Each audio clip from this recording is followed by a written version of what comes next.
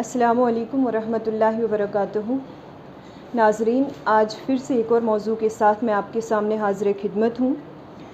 اور امید کرتی ہوں کہ اللہ کے فضل و کرم سے سبھی خیریت ہوں گے۔ آج کا جو ٹاپک ہے وہ ہے حکمت کی 8 باتیں، اور یہ موضوع ایک واقعہ کی صورت میں ہے لیکن ہے بہت خوبصورت، اور میں امید کرتی ہوں کہ اسے صرف سننے تک محدود نہ رکھا جائے بلکہ سن کر اس کو عملایا جائے۔ امام احمد بن حنبل رحمۃ اللہ علیہ کا نام آپ نے سنا ہی ہوگا، جو ایک بہت ہی زیادہ فیمس جورسٹ تھے۔ ان کے دور کی بات ہے کہ ایک بہت ہی زیادہ مانے جانے اور عالموں میں سے بہت ہی زیادہ مشہور ایک عالم جن کا نام حاتم العاصم رحمۃ اللہ علیہ ہے۔ حاتم العاصم رحمۃ اللہ علیہ کے بارے میں بتایا جاتا ہے کہ وہ بہت ہی نہایت شریف تھے، سمجھدار تھے اور بہت ہی زیادہ علم رکھنے والے تھے۔ حاتم العاصم رحمۃ اللہ علیہ جو ان کے استاد تھے ان کا نام تھا حضرت شفیق رحمۃ اللہ علیہ، اور انہوں نے حضرت شفیق رحمۃ اللہ علیہ کے پاس 33 ایئرس تربیت حاصل کی، یعنی کہ ان کے پاس 33 سال میں علم حاصل کیا۔ ایک دفعہ استاد اور شاگرد کے درمیان کچھ تذکرہ چھڑ گیا، کچھ بات چیت ہو گئی، گفتگو ہو گئی۔ استاد نے اپنے شاگرد یعنی کہ حاتم العاصم رحمۃ اللہ علیہ سے پوچھا کہ اے میرے شاگرد، کیا میں جان سکتا ہوں کہ آپ کو کتنا عرصہ میرے ساتھ ہوا؟ تو حاتم رحمۃ اللہ علیہ نے اپنے استاد سے جواب دیا کہ استاد محترم، میں 33 سال سے آپ کے انڈر تربیت حاصل کر رہا ہوں، آپ کے انڈر علم حاصل کر رہا ہوں۔ تو استاد نے کہا، کیا میں جان سکتا ہوں کہ آپ نے ان 33 ایئرس میں سے کتنا علم مجھ سے سیکھا؟ کتنا آپ نے 33 سالوں میں سے میرے پاس سے تربیت میں سے کتنا نالج آپ نے گین کیا؟ تو حاتم العاصم رحمۃ اللہ علیہ جواب دیتے ہیں کہ ہاں استاد محترم، میں بتا سکتا ہوں، اور بات یہ ہے کہ میں نے 33 سالوں میں آپ سے صرف 8 باتیں سیکھی۔ استاد حیران ہو گئے اور جواب میں کہتے ہیں کہ انا للہ و انا الیہ راجعون۔ حیرت ہے کہ 33 سال آپ نے میرے پاس گزارے، 33 سالوں میں آپ نے میرے پاس علم حاصل کیا، اور آپ بتا رہے ہیں کہ آپ نے صرف 8 باتیں مجھ سے سیکھی۔ تو حاتم العاصم رحمۃ اللہ علیہ جواب دیتے ہیں، جی ہاں، جھوٹ میں بتاتا نہیں، جھوٹ مجھے بولنا پسند نہیں ہے، اور سچ یہ ہے کہ میں نے آپ سے 8 باتیں سیکھی، صرف 8 باتیں سیکھی۔ تو استاد حیرت سے یہ جاننے کی تڑپ میں ہو گئے اور اپنے شاگرد سے کہتے ہیں، کیا میں جان سکتا ہوں کہ وہ 8 باتیں کیا ہیں؟ تو شاگرد نے، سمجھدار شاگرد نے جواب دیا، جی ہاں، کیوں نہیں۔ سب سے پہلی بات جو میں نے سیکھی وہ یہ کہ فرماتے ہیں کہ جب میں دنیا کے حالات پر میں نے غور کیا اور میں نے دیکھا کہ ہر ایک انسان کسی نہ کسی چیز کو محبوب رکھتا ہے، یعنی کہ کوئی مال کو محبوب رکھتا ہے، کوئی اپنے والدین کو محبوب رکھتا ہے، بہت ہی زیادہ محبت کرتا ہے۔ دنیا میں ہر کوئی شخص کسی نہ کسی چیز سے بے حد محبت کرتا ہے اور اس سے لگاؤ رکھتا ہے۔ شاگرد فرماتے ہیں کہ کوئی حسب و نسب سے محبت رکھتا ہے، کوئی اپنی اولاد سے، کوئی اپنی بیوی سے، کوئی اپنے شوہر سے۔ غرض کی دنیا کا ہر ایک انسان اس کی زندگی میں کوئی نہ کوئی زیادہ محبوب وقت رکھتا ہے، یعنی کہ کوئی نہ کوئی ایسا ہے، چاہے مال ہو، چاہے دولت ہو، اولاد ہو، کوئی نہ کوئی چیز ہے کہ انسان اس سے بے حد محبت کرتا ہے۔ شاگرد فرماتے ہیں کہ جب میں نے اس بات پر غور کیا کہ نبی رحمت صلی اللہ علیہ وسلم کی ایک حدیث میرے سامنے سے گزری، جس میں آپ علیہ الصلوۃ والسلام فرماتے ہیں، یتبع المیت ثلاثہ فیرجع اثنان ویبقی واحد۔ 3 چیزیں ہیں جو ایک میت کے ساتھ قبر تک ساتھ چلی جاتی ہیں، اس میں سے 2 لوٹ کر آتی ہیں اور 1 ساتھ چلی جاتی ہے۔ یتبع اہلہ و مالہ و عملہ، 3 چیزیں جو قبر تک ساتھ چلی جاتی ہیں، وہ 3 چیزیں کیا ہیں؟ اس کا اہل یعنی کہ اس کی فیملی، اس کا مال یعنی کہ تابوت، اور فرماتے ہیں کہ وہ عملہ، اور اس کا عمل۔ نبی رحمت صلی اللہ علیہ وسلم فرماتے ہیں فَيَرْجِعُ، جو 2 چیزیں لوٹ کر آتی ہیں وہ کیا ہے؟ اہلہ، اس کا اہل، و مالہ، اس کا مال، اور جو باقی اس کے ساتھ چلی جاتی ہے عملہ، وہ اس کے اعمال ہیں۔ تو فرماتے ہیں شاگرد کہ استاد محترم، جب یہ حدیث میرے سامنے سے گزری تو میں نے چاہا کہ میں کیوں نہ اس چیز کو محبوب بناؤں جو قبر میں میرے ساتھ چلی جانے والی ہے، اور وہ ہے میرے نیک اعمال۔ اور استاد بہت خوش ہوئے اور شاباشی دی۔ کہا کہ اگلی بات، شاگرد کہتے ہیں کہ استاد محترم، جو میں نے دوسری بات آپ سے سیکھی وہ یہ کہ کہتے ہیں کہ میں نے غور کیا دنیا کے حالات پر، اور قرآن پاک کی ایک آیت میرے سامنے سے گزری، سورہ نازعات، سورہ نمبر 79 ورس نمبر 40، اعوذ باللہ من الشیطان الرجیم، جس میں اللہ تبارک تعالیٰ فرماتے ہیں وَأَمَّا مَنْ خَافَ مَقَامَ رَبِّهِ وَنَهَى النَّفْسَ عَنِ الْهَوَىٰ فَإِنَّ الْجَنَّةَ هِيَ الْمَأْوَىٰ۔ اللہ تبارک تعالیٰ فرماتے ہیں پس وہ شخص جو رب کی حضوری سے ڈرتا ہے، جو رب کے سامنے حاضر ہونے سے ڈرتا ہے، وہ کیا کرتا ہے؟ اور وَنَهَى النَّفْسَ عَنِ الْهَوَىٰ، اور اپنے نفس کو برائیوں سے روکتا ہے، اپنے نفس کو بری خواہشات سے روکتا ہے، فَإِنَّ الْجَنَّةَ هِيَ الْمَأْوَىٰ، جنت ہی اس کا ٹھکانہ ہے۔ اور شاگرد اپنے استاد سے کہتے ہیں کہ پس استاد محترم، جب سے میں نے اپنے آپ کو کنٹرول کیا بری خواہشات کو پورا کرنے سے، میں نے اپنے آپ میں پایا کہ میں آٹومیٹیکلی نیکیوں کی طرف راغب ہوا، میں آٹومیٹیکلی نیک اعمال کی طرف راغب ہوا، اور مجھے یقین ہے کہ جب میں اللہ کے اس وعدے، اللہ کی اس آیت کو پورا کروں گا کہ میں اپنے آپ کو روکوں گا برے کام سے، برے افعال سے، تو اللہ کا یہ وعدہ میرے لیے مکمل ہو جائے گا کہ جنت ہی میرے لیے ابدی ٹھکانہ ہوگا۔ استاد خوش ہو گئے اور اپنے شاگرد سے پوچھتے ہیں کہ تیسری وہ کون سی بات ہے جو تم نے مجھ سے سیکھی؟ تو شاگرد جواب دیتے ہیں کہ استاد محترم، جب میں نے دنیا کے حالات پر غور کیا تو میں نے یہ دیکھا کہ لوگ اپنی قیمتی چیزوں کی بہت زیادہ حفاظت کرتے ہیں، لوگ اپنی قیمتی چیزوں کو بہت زیادہ سنبھال کر رکھتے ہیں، جیسے کسی کے پاس پیسہ ہے تو بینک میں سیف رکھتے ہیں، کسی کے پاس گولڈ ہے تو اسے لاک کر کے رکھتے ہیں، کسی کے پاس اور کوئی جوانی ہے تو بہت ہی زیادہ خوبصورتی سے، بہت ہی زیادہ نکھار کر اپنی جوانی کو گزارتا ہے۔ جس کو بھی جو دیا ہے اللہ نے، وہ اسے، یا کوئی قیمتی چیز اس کے پاس ہے تو اس کو بہت سنبھال کر رکھتا ہے۔ اور یہ شاگرد کہتے ہیں کہ پھر کیا ہوا کہ میرے سامنے سے اللہ کی ایک آیت گزری، قرآن پاک کی ایک آیت گزری، اور وہ کیا ہے؟ فرماتے ہیں اللہ تبارک تعالیٰ فرماتے ہیں اعوذ باللہ من الشیطان الرجیم، سورہ نحل، سورہ نمبر 16 ورس نمبر 96، جس میں اللہ تبارک تعالیٰ فرماتے ہیں ما عندکم ینفد، جو کچھ بھی تمہارے پاس ہے وہ ختم ہونے والا ہے۔ ما عندکم، جو کچھ سے مطلب ہے واٹ ایور، جو کوئی بھی چیز آپ کے پاس ہے،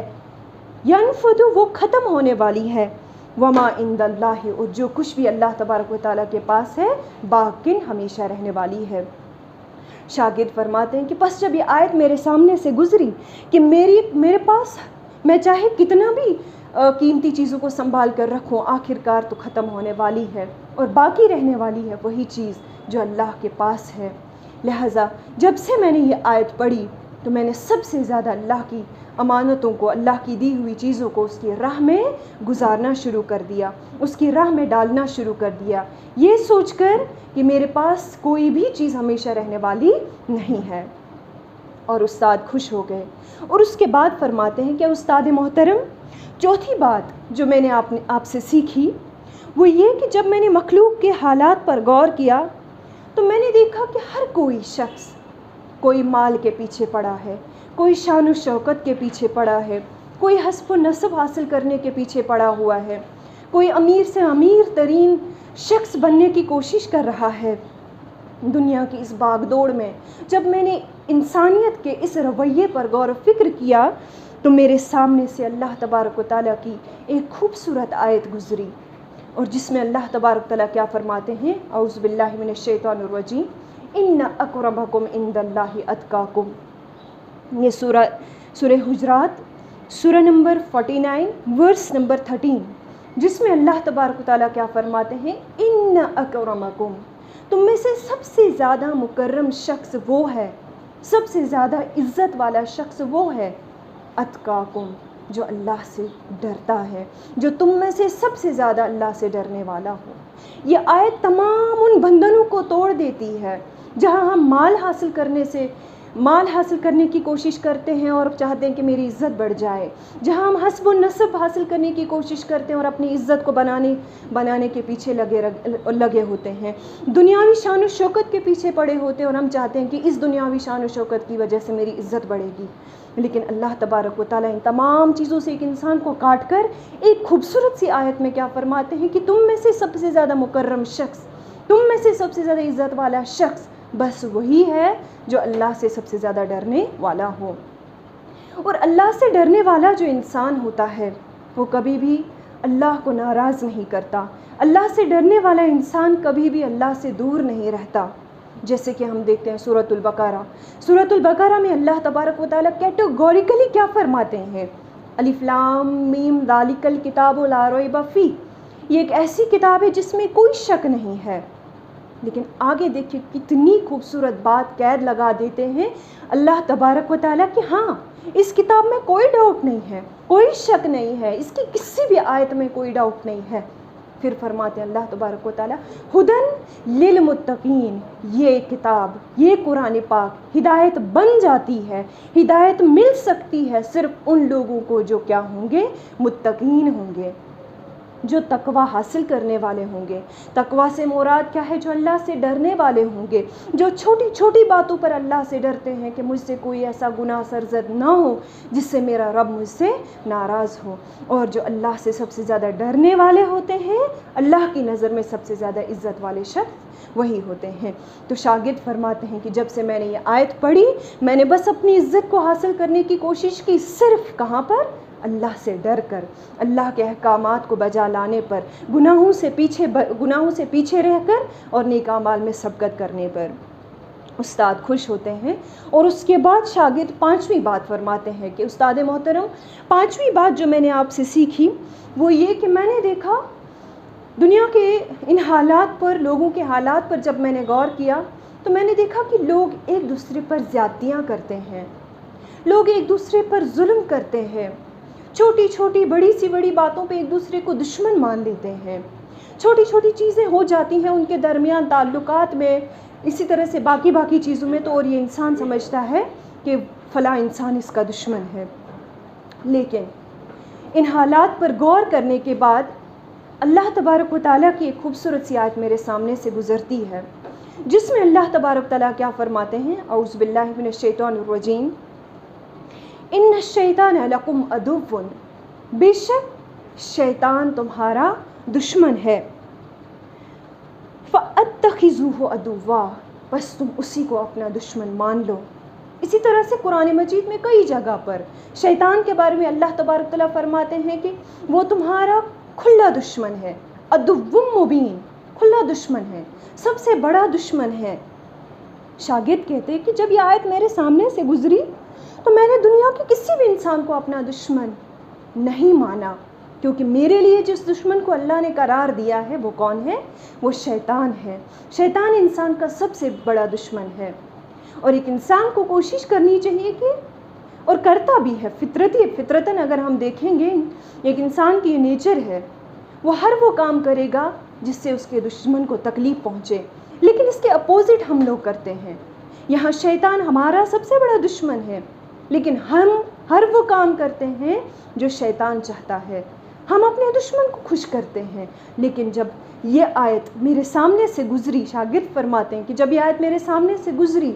کہ شیطان ہی میرا سب سے بڑا دشمن ہے، تو میں نے تب سے سب سے زیادہ تکلیف دینا اسی کو شروع کر دیا کہ میں ہر وہ کام اس کے اپوزٹ کروں جو وہ چاہتا ہے میں وہ نہ کروں۔ استاد بہت ہی زیادہ خوش ہوتے ہیں۔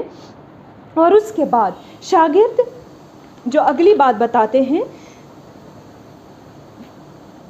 فرماتے ہیں کہ چھٹی بات جو میں نے آپ سے سیکھی استاد محترم، وہ یہ کہ میں نے دنیا کے حالات پر جب غور و فکر کیا تو میں نے دیکھا کہ لوگ ایک دوسرے پر لعن و طعن کرتے ہیں، لوگ ایک دوسرے پر ملامت کرتے ہیں، ایک دوسرے کو برا بھلا کہتے ہیں۔ اور جب میں نے اس سب کی جڑ دیکھی، سب کا روٹ دیکھا، وہ یہ کہ اس سب کے پیچھے حسد ہے۔ لوگوں کو ایک دوسرے کا برداشت نہیں ہوتا ہے، کسی کے پاس زیادہ ہے تو اسے بیئر نہیں ہوتا ہے تو حسد کرنے لگتا ہے۔ کسی کو اللہ نے کم دیا ہے، کسی کو اللہ نے زیادہ دیا ہے، تو یہ انسان ایک دوسرے سے کیا کرنے بیٹھتے ہیں؟ حسد کرنے بیٹھتے ہیں کہ مجھے کیوں نہیں دیا ہے۔ شاگرد فرماتے ہیں کہ استاد محترم، جب میں ان حالات پر غور کرنے لگا تو قرآن پاک کی ایک خوبصورت سی آیت میرے سامنے سے گزری، جس میں اللہ تبارک تعالیٰ فرماتے ہیں، اعوذ باللہ من الشیطان الرجیم، نحن قسمنا بینہم معیشتہم فی الحیات۔ اللہ تبارک تعالیٰ فرماتے ہیں، نحن قسمنا بینہم، ہم نے ان کے درمیان تقسیم کیا، معیشتہم، ان کا مال، فی الحیات، ان کی زندگی میں۔ اللہ تبارک تعالیٰ فرماتے ہیں کہ ہم نے اپنی مصلحت سے، اللہ تبارک تعالیٰ نے اپنی مصلحت سے لوگوں کے درمیان ان کا مال ان کو تقسیم کر دیا۔ اس شاگرد فرماتے ہیں کہ جب میرے سامنے سے یہ آیت گزری تو میں نے اپنے آپ کو سمجھایا، اللہ نے جس کو جتنا دیا ہے وہ اس کی مصلحت ہے، اس نے مال تقسیم کیا ہے، کسی کو اولاد دی ہے اور کسی کو نہیں دی ہے، یہ تو اس کی تقسیم ہے، تو میں کیوں حسد کروں؟ کسی کو اللہ نے بیٹیاں بھی دی ہیں، کسی کو اللہ نے بیٹے بھی دیے ہیں، اور کسی کو اللہ نے صرف بیٹیاں دی ہیں اور کسی کو اللہ نے بے اولاد رکھا ہے، کسی کو اللہ نے بہت زیادہ مال دیا ہے اور کسی کو کم دیا ہے، کسی کے پاس 3 مکان ہے، کسی کے پاس 1 ہی مکان ہے، کسی کے پاس ڈگریز ہیں اور کسی کے پاس نہیں، کسی کو اللہ نے جاب دی ہے اور کوئی جاب لیس ہے۔ تو شاگرد فرماتے ہیں کہ میں کیوں حسد کروں کسی انسان سے، جب کہ مجھے اس آیت پر یقین ہے کہ یہ تقسیم کس کی ہے؟ یہ تو اللہ کی تقسیم ہے۔ جب اس کی تقسیم ہے تو مجھے کسی بھی انسان سے حسد کرنے کی ضرورت نہیں ہے، بلکہ مجھے اس کے دیے ہوئے میں راضی رہنا ہے۔ استاد یہ بات سن کر بہت زیادہ خوش ہوتے ہیں اور اپنے شاگرد سے کہتے ہیں کہ اگلی بات، 7ویں بات جو تم نے مجھ سے سیکھی وہ کیا ہے؟ تو شاگرد فرماتے ہیں کہ جب میں نے دنیا کے حالات پر غور کیا تو میں نے دیکھا کہ چند ٹکڑوں کی طلب میں لوگ پیچھے پڑے ہوئے ہیں، اور چند ٹکڑوں کو حاصل کرنے کے لیے حلال اور حرام کی تمیز بھول چکے ہیں۔ چند ٹکڑوں کو حاصل کرنے کے لیے لوگ چوریاں کرنے بیٹھتے ہیں، حلال اور حرام کیا ہے اس کی تمیز بھول چکے ہیں، بس یہ رزق حاصل کرنے کے لیے یہ طلب جو ان کو معاش کی طلب ہے وہ اس کے پیچھے پڑے ہوئے ہیں اور فکر کرنے لگتے ہیں۔ کسی کو رب نے کم رزق دیا ہے اور اس فکر میں اپنے آپ کو ختم کر دیتے ہیں کہ میرے پاس اتنا نہیں جتنا فلاں کے پاس ہے۔ پھر یہ آیت میرے سامنے سے گزری جس میں اللہ تبارک و تعالیٰ فرماتے ہیں، اعوذ باللہ من الشیطان الرجیم، وَمَا مِن دَابَّةٍ فِي الْأَرْضِ إِلَّا عَلَى اللَّهِ رِزْقُهَا۔ یہ سورہ ہود کی سورہ نمبر 11 ورس نمبر 6، جس میں اللہ تبارک تعالیٰ فرماتے ہیں، زمین پر چلنے والے ہر جاندار کی روزی اللہ نے اپنے ذمے لی ہے۔ کتنی خوبصورت آیت ہے یہ، خاص کر ان انسانوں کے لیے بھی ہے جو اس وقت ان ایمپلائمنٹ کو لے کر ڈپریشن میں ہیں، یا کسی کے پاس کم رزق ہے اور اس ڈپریشن میں چلے جاتے ہیں کہ ہمارے پاس اتنا نہیں ہے جتنا کہ ہمارے پاس ہونا چاہیے۔ لیکن جب اس اللہ کی اس آیت پر ایک انسان کو یقین ہوگا جس میں اللہ تبارک تعالیٰ فرماتے ہیں کہ زمین پر چلنے والے ہر انسان کا رزق کس کے ذمے ہے؟ اللہ کے ذمے ہے، تو پھر غم کس چیز کا، تو پھر پریشانی کس چیز کی؟ تو شاگرد فرماتے ہیں کہ جب سے میں نے یہ آیت پڑھی، یہ آیت آپ سے سیکھی اور مجھے یقین ہو گیا کہ مجھے رزق کی کبھی بھی پریشانی نہیں لینی چاہیے، کیونکہ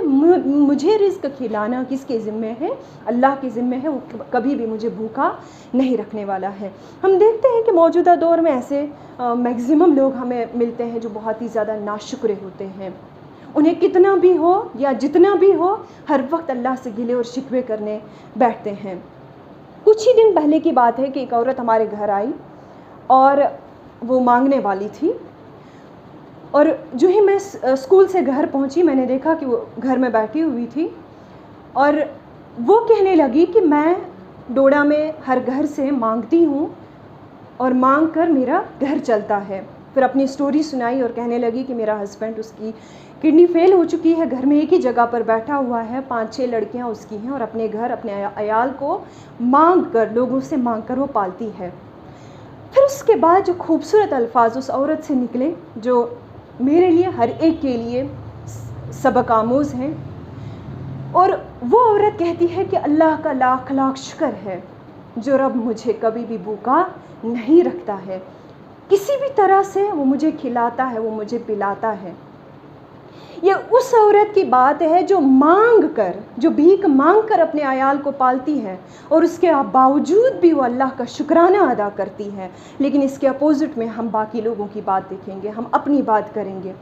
اللہ نے عزت والا رزق عطا کیا ہے، عزت والی روزی عطا کی ہے، لیکن اس کے باوجود بھی ہم دیکھتے ہیں کہ زبان پر صرف اور صرف ناشکرانے والے الفاظ ہوتے ہیں۔ تو ہمیں چاہیے کہ جب یہ آیت کہتی ہے کہ رزق کا ذمہ اللہ نے لیا ہے، تو پھر ہمیں کسی بھی حال میں رزق کے لیے پریشان رہنے کی ضرورت نہیں ہے، الا یہ کہ ایمان ہو کس پر؟ اللہ تبارک و تعالیٰ پر۔ اور آخری بات جو شاگرد اپنے استاد سے کہتے ہیں کہ 8ویں بات استاد محترم جو میں نے آپ سے سیکھی وہ یہ کہ میں نے دیکھا دنیا کے حالات پر، دنیا کے لوگوں پر جب میں نے غور کیا تو میں نے دیکھا کہ لوگ بہت ہی کمزور اور حقیر چیزوں پر بھروسہ کیے ہوئے ہیں، ایسا ٹرسٹ کیے ہوئے ہیں جیسے کہ وہ ہمیشہ ان کے پاس رہنے والی ہو، ان چیزوں کے سہارے سے وہ اپنی زندگی کو گزار رہے ہیں، کمزور اور حقیر ترین چیزوں کو اپنا سہارا بنائے ہوئے وہ اپنی زندگی کو گزارتے ہیں۔ اور شاگرد کہتے ہیں پھر میرے سامنے سے اللہ تبارک و تعالیٰ کی ایک خوبصورت سی آیت گزری، اور جب میں نے وہ آیت پڑھی تو میرے لیے ایک مضبوط سہارا وہی بن گیا جس کا ذکر اس آیت میں ہے کہ اللہ تبارک و تعالیٰ فرماتے ہیں وَمَن يَتَّوَكَّلْ عَلَى اللَّهِ فَهُوَ حَسْبُهُ، جو انسان توکل کرتا ہے، بھروسہ کرتا ہے صرف اور صرف اپنے اللہ پر، صرف اور صرف اپنے اللہ پر توکل کرتا ہے، چاہے اس کے حالات کیسے بھی ہوں، بس اس کے لیے اس کا رب کافی ہے، تو اللہ تبارک تعالیٰ کیا فرماتے ہیں فَهُوَ حَسْبُهُ، بس اس کے لیے کافی ہو جاتا ہے اس کا رب، اور جس کے لیے کافی ہو جائے اس کا رب، اسے پھر کسی بھی سہارے کی ضرورت نہیں ہے۔ تو یہ تھی وہ 8 باتیں جو بہت ہی زیادہ خوبصورت باتیں ہیں۔ جب استاد نے یہ 8 باتیں سنی اور بہت خوش ہو گئے اپنے سمجھدار شاگرد سے، اور پھر اپنے شاگرد سے کہا کہ یہ جو 8 باتیں آپ نے کہیں یہی تو کل وہ باتیں ہیں جو تورات، زبور، انجیل، قرآن پاک میں بتائی گئی ہیں، یعنی کہ